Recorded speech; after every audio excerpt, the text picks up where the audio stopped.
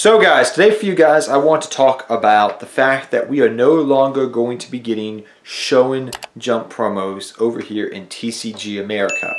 The pros and the cons of this no longer happening are actually not that thought out by a lot of people. Now, Shonen Jump promos have been happening for a very long time. I forget exactly when we started getting them, but if you guys remember years ago, Shonen Jump magazines used to come out over here in TCG in the United States, and you could go to your local stores and get them, and you would get cards out of them. So that's how we got like Obelisk the Tormentor, Winged Dragon of Frost, Life of the Sky Dragon, I think. Like a lot of these older cards we used to get out of Shonen Jump manga magazines for years. Then the magazine, because it wasn't making money, they started doing everything digitally. So you would get 4 cards a year from Yu-Gi-Oh! By your yearly subscription of like $20 to $25. And so they did that for about 8 years, I think it was, 7 years, something like that. And recently, over the course of the last couple of weeks, they've announced that they are no longer going to be doing this. So you're no longer going to be getting Yu-Gi-Oh! Cards from your Shonen Jump manga. It's just going to be, they're not going to do that anymore. Which is very sad because there's been a lot of good cards that have come out of Shonen Jump mangas. Especially if you just look at the last couple of years. The Dark Magician Girl one. The card that was used for Dark Magician that went up to like $100. Summon Sorceress. What was the one? Diamond Crab King, I think. No, that was a Zexal promo. I can't remember if that was a Jump promo or a Zexal promo, but there's been just a slew of ones. Now, there have been cons to this happening because the Shonen Jump magazine and the cards released only came out in the United States. And QUASAR is another good one, but in Europe and other distributors of the TCG America, it took them sometimes years, like in the example of QUASAR, it took many years, and maybe months for those cards to actually be eventually coming out in those different territories besides the United States. In Canada, I think used to get some too, but I can't remember. But it took a long time for them to get distributed, is my point. And sometimes our formats from the North America to Europe, for example, they would be completely different because Summon Sorceress isn't legal, or QUASAR wasn't being played, even though that was case. Or an example earlier this year with LINKURIBOH. LINKURIBOH was only available in the United States and not in Europe. So it sucked for that aspect. We would have two completely we literally technically had 3 separate metas in the game of Yu-Gi-Oh! The OCG, TCG North America, and and then Europe and all the other TCG distributors, because they wouldn't have certain cards. Sometimes they would be completely different metas for that reason. Now, that was the downside. Now, the pro side, and one of the reasons that, as we're going to get into this video, talking about the pros and cons. I'm going to talk about the pros first of the reason why it's going away, and the con. The one con I could think of actually that's going to suck about no longer getting Shonen Jump promos. So the pros of it going away.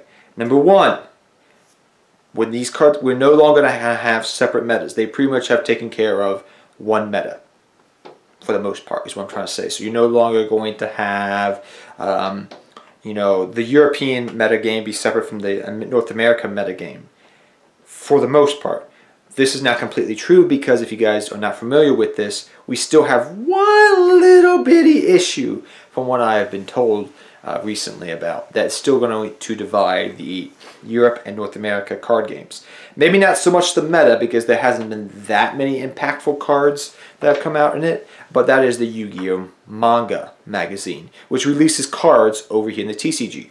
A good example, which I actually use for my GAGAGAs, and I actually had some people in the OCG think that the card had already came out, is GAGAGA Head. GAGAGA Head we got over here in North America out of the Zexal manga, I think 3 years ago. And you guys over in Europe still don't have it. What you gonna do? So that's what I'm trying to say. Like, there's certain cards that would be happening. And if I remember correctly, I can't remember, I think the Diamond Crab King, which was an out to Towers Turbo back in the day, that was a Zexal manga promo. And over in the in Europe they didn't have that, so they really didn't have an out to Towers Turbo. So it does pop its ugly head of, yes, we have taken care of this problem, the magazine, which has showed more decisively meta-changing cards, Summon Sorceress, LINKURIBOH, things of this nature, even recently. But we still have the magazine, the mangas to deal with, which, I mean, eventually I think that will get addressed, but it's going to have to be a situation like what happened with Diamond Crab King, of it something being a meta-defining type of card, or a card that's used in the meta a lot to get around certain cards. Then you may see Konami start to take steps towards that, but I think that's going to have to happen before they deal with that little elephant in the room over there in the corner. The other pro sizes, like I said, everybody's getting them. We don't have to wait on... that's the good thing. The metas won't be so drastically different. When I watch a European event, I don't have to worry that much about it being different from what I see over here in the TCG. Even though sometimes the player base and mentality is a little bit different, it's not going to be as different because certain cards are not legal over there compared to over here. And I know a lot of people in Europe are very happy about this. So when things come out, they'll probably come out together for North America and Europe and the other places in the world.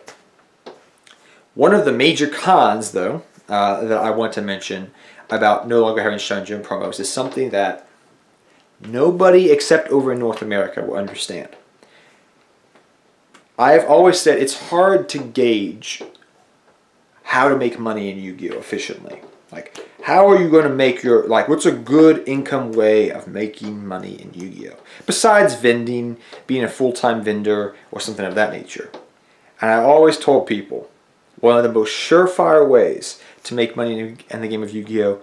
Was Shonen Jump promo magazine cards. If you put $20 or $25 down for a Shonen Jump, year-round subscription, and you got your 4 cards, at least 1 to 2 of them would be a $30 card. So you do the math here. Like, people used to buy multiple subscriptions to Shonen Jump. I knew people that had 50 subscriptions, and they would get 50 Shonen Jump cards in the mail, and then they would sell them all, but they were always turning a profit. Anytime you put your money down for a Shonen Jump magazine promo thing, you knew you were going to get your money back and make a profit.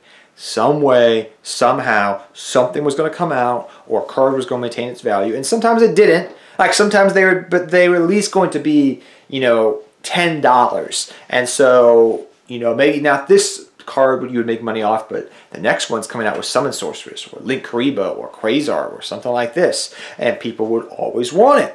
And so that may be a $40, $50 card, so you were going to make your money back in the end every single time you put your money down. Or when they were doing the alternative artwork for, like, Blue Eyes, I remember, like, he's like in space. That's maintained like a $40 to $30 price tag. They originally were going for $25. So you could at least sell a card back, usually get your money back for the most part, or make a profit.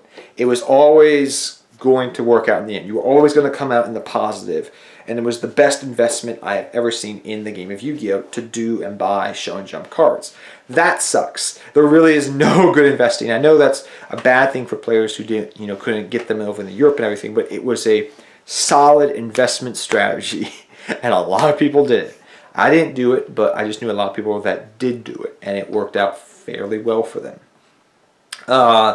Besides that, I think overall, though, for the betterment of the game and where it is currently heading and going, and as Konami, if you've also noticed, with the special edition for the next set, which I forget the name of our next set that's coming out in February, late January for sneak peek.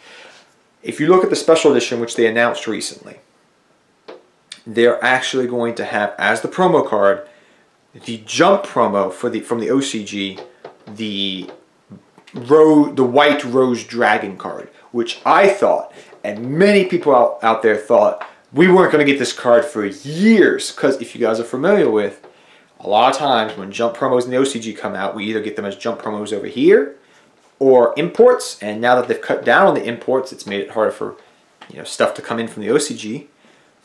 But it looks like we're going to be getting stuff in special, like there are going to be cards in the special edition that are actually Japanese imports. Like White Rose Dragon, that's its first print. It's going to be released in the special edition. I thought I was going to have to wait years to play the full power Akiza deck with plants and stuff. No, no, no, no, no, no, no. It's coming out in a special edition.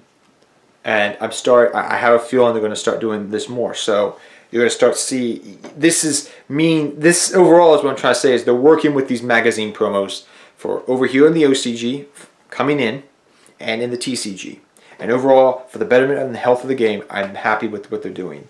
Konami is twerking and finagling with how when cards come out and things of that nature. But like we recently saw in one of the recent sets, we're getting a lot of the imports. This amazing set that's coming out in April, we're getting all these freaking like imports from Link Reigns 1 and 2 pack, which is really nice.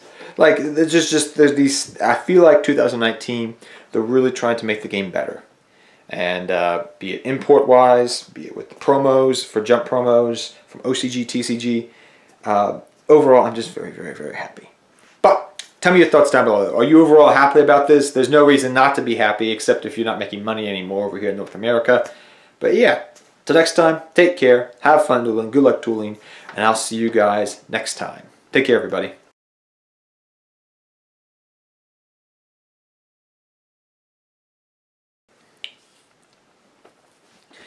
Hey everybody out there, this is Seto, and today for you guys I want to talk about the end of Shonen Jump promos over here in the TCG. The fact that we're not going to be hang on. I'm a little cheap. Mike, are you awake? Nope. See? See? Alright, let's do this. Alright. You are awake. You're texting me. Okay, let me start this over again.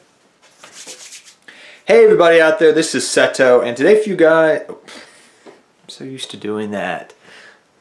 We need to come up with a new thing for me to say. We really do. I'm being serious about that. We need to figure something out. Can't go, what's good YouTube? What's good duelist? Nah, that sounds weird. We'll figure something out.